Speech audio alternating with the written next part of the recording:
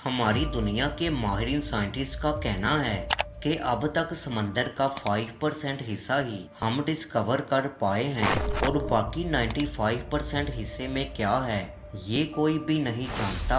इसके साथ साथ 2 लाख से ज्यादा समुद्री जानवर अभी तक माहिरीन के इल्म में हैं और एक अंदाजे के मुताबिक बाकी 20 लाख जानदार कौन से हैं ये भी कोई नहीं जानता।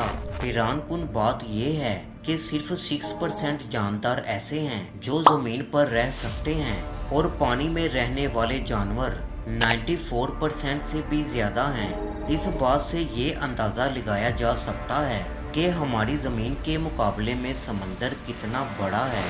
समंदर की गहराइयों में ऐसे ऐसे राज छुपे हैं जिनको आज तक कोई सोल्व नहीं कर पाया। और सबसे बड़ा राज और सवाल ये है कि how deep is the ocean. आइए दोस्तों आज की इस वीडियो में जानते हैं कि आखिर समंदर कितना गहरा है। दोस्तों हिडन ब्रॉडकास्ट की एक और इंटरेस्टिंग वीडियो में खुशामदीद। ये बात तो हम सभी जानते हैं कि जमीन का 70% हिस्सा पानी और 30% खुश्की पर मुश्तमिल है। बज़ाहिर देखने में तो जमीन का खुश्क हिस्सा समंदर के मुकाबले में बहुत छोटा लगता है, लेकिन हैरत की बात यह है कि इस छोटे से हिस्से को भी आज तक किसी ने पूरा डिस्कवर नहीं किया। जमीन के कुछ हिस्से ऐसे होते हैं जहां तक इंसान का जाना नामुमकिन है, जिनमें पिघला देने वाले सहरा और काट देने वाले जंगलात शामिल हैं। ये तो हो गई जमीन की बात। अब बात करते हैं कि जो हमारे अर्थ में 70% पानी है वो कहां से आया होगा।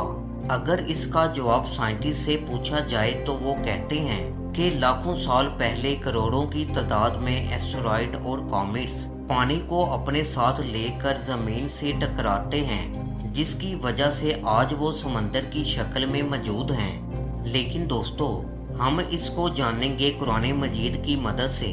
अल्लाह ताला सूरतुल मोमिनीन में फरमाते हैं, हम एक सही अंदाज से आसमान से पानी बरसाते हैं, फिर इसे जमीन में ठहरा देते हैं और हम इसके ले जाने पर यकीनन कादिर हैं। अब कुरान मजीद से ये बात तो वाज़िया है कि अल्लाह ताला ने ये सारा पानी आसमान से बरसाया है और ये बात ज़्यादा समझ में आती है उसके मुकाबले में जो साइंसदान कहते हैं कि प्लैनेट और अर्थ को समझने के लिए समंदर को समझना बहुत ज़रूरी है, क्योंकि समंदर बहुत सारे राज अपने अंदर समाये बैठा है। 70% वाटर जो प्लैनेट अर्थ पर मौजूद है, इसमें से सिर्फ 1.2% वाटर ही पीने के काबिल है। बाकी सारा पानी समंदर, ग्लेशियर्स और बर्फ की सूरत में मौजूद है और कुछ परसेंट पानी जमीन के अंदर इतनी गहराई में है कि उसको निकालना बहुत मुश्किल है। 1.2% पानी जो पीने के काबिल है ये भी दरियाओं और नदियों से फिल्टर करके निकाला जाता है, तब जाके ये पानी पीने के काबिल बनता है। बज़ाहिर तो समंदर एक ही है, लेकिन ये दुनिया के हर कोने कोने में फैला हुआ है। यहाँ आपको बताते चलें कि समंदर का ऐसा हिस्सा जहाँ दूर दूर तक जमीन का नामो निशान ना हो उसे ओशन कहा जाता है, और बाकी हिस्से जमीन जिनके करीब हो वो सी कहलाते हैं। मिसाल के तौर पर अगर हम इंडियन ओशन की बात करें तो इस ओशन का ऐसा हिस्सा जो जमीन के करीब है उसे अरेबियन सी कहा जाता है। दरअसल दोस्तों ओशन को 4 हिस्सों में तकसीम किया गया है, Arctic ocean, Atlantic ocean, Indian ocean और सबसे बड़ा और अहम पैसिफिक ओशन। इसको अहम कहने की वजह ये है कि जो अर्थ का सबसे हाईएस्ट पॉइंट है उसका नाम है माउंट एवरेस्ट, ये हम सब जानते हैं, लेकिन जो सबसे डीपेस्ट पॉइंट है वो पैसिफिक ओशन में मौजूद है। अब हम ये जानते हैं कि समंदर की गहराई को कैसे मापा जाता है। दोस्तों पुराने वक्तों में जब टेक्नोलॉजी नहीं हुआ करती थी उस वक्त रस्सी के साथ किसी भारी चीज को बांधा जाता था और उसको समंदर में फेंककर समंदर के उस हिस्से की गहराई को जांचा जाता था। लेकिन आज टेक्नोलॉजी का दौर है। आज के वक्त में समंदर की गहराई को मापने का सबसे आसान तरीका जो इस्तेमाल किया जाता है उसे सोनार कहते हैं, यानी आवाज के जरिए से समंदर की गहराई को मैयर किया जाता है। सुनने में तो ये अजीब लगता है, लेकिन ये हकीकत है। इस टेक्नोलॉजी के जरिए आवाज को समंदर की तह तक भेजा जाता है और वो आवाज एको बनकर वापस ऊपर आती है। अब उस आवाज को जितनी देर लगती है ऊपर आने में, उस टाइम को कैलकुलेट किया जाता है और फिर समंदर के उस हिस्से की गहराई मालूम की जाती है। आपने भी इस चीज का कभी ना कभी एक्सपीरियंस किया होगा। आप जब किसी खुली जगह पर जाते हैं और वहां ऊंची आवाज से अपना नाम लेते हैं और फिर आपको दोबारा से अपना नाम सुनाई देता है। दरअसल दोस्तों, इस चीज को ही एको कहा जाता है। आज से तकरीबन 150 साल पहले माहिरीन का एक ग्रुप समंदर का मुआयना करने के लिए इंग्लैंड से रवाना होता है। ये लोग समंदर के मुख्तलिफ मुकामात पर जाते हैं और साथ साथ रस्सी की मदद से ये भी देखते हैं कि इनकी गहराई कितनी है। अचानक एक जगह आकर इनकी रस्सी छोटी पड़ जाती है।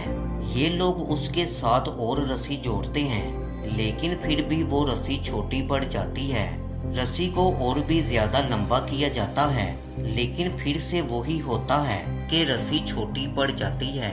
ऐसा करते करते आखिरकार रस्सी एक जगह ठहर जाती है और पता चलता है कि ये रस्सी इस वक्त समंदर के 11,000 मीटर नीचे है।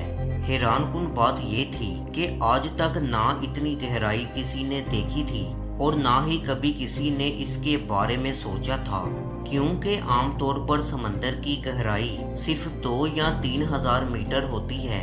आज इस जगह को मैरियाना ट्रेंच का नाम दिया गया है और ये समंदर का सबसे गहरा हिस्सा माना जाता है, जो पैसिफिक ओशन में फिलीपींस से 1500 माइल्स दूर गुआम आइलैंड से थोड़ा ही फासले पर है।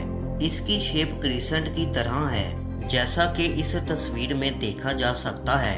ये बात जानकर आप हैरान होंगे कि माउंट एवरेस्ट की लंबाई 8,840 मीटर है और समंदर के अंदर ये खंदक माउंट एवरेस्ट की लंबाई से भी ज्यादा गहरी है। विक्टर वेस्कोवो पहला शख्स है जो अकेला 11,000 मीटर की गहराई तक जा पाया है। इन्होंने ये कारनामा deep C submersible limiting factor में बैठ के अंजाम दिया, लेकिन इसके बावजूद विक्टर का ये कहना है कि ये पॉइंट समंदर का सबसे गहरा हिस्सा नहीं है। दोस्तों, सच तो ये है कि हमारी दुनिया एक या दो तरह के मोजज़ात से नहीं, बल्कि लाखों मोजज़ात से भरी हुई है, जिनकी तह तक जाना इंसानों के लिए नामुमकिन है। हमें उम्मीद है कि आप हमारी ये वीडियो भरपूर लाइक और शेयर करेंगे। मिलते हैं अगली इंटरेस्टिंग वीडियो में। अल्लाह हाफिज।